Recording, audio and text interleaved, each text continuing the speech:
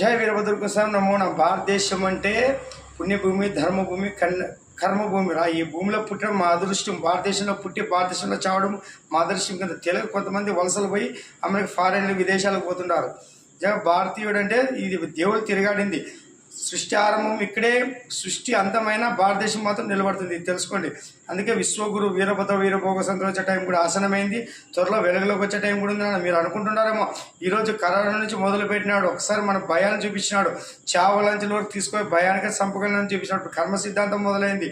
అన్నీ ఉంటాయి. ఇప్పుడు మహాకూటమి విజయం కానీ, అక్కడ కేంద్రంలో బీజేపీ ఓటే మంచుల నుంచి మళ్ళీ తీసుకొచ్చి నిలబెట్టింది కానీ, యోగిని కానీ అంతా మన ఆయన నిలబెట్టింది. ఇప్పుడు ప్రత్యక్షంగా వస్తున్నాడు. ఈ రాజకీయాలు స్వస్థంగా మన ఆయన విశ్వగురువై వీరభద్ర వీరభోగ స్వాతంత్రాలు భారతదేశం విశ్వగురువు చేసి ప్రపంచ దేశాలను పాదాలు చెంది తీసుకుని ఎట్లా పాలిస్తారు మీరే చూస్తారు.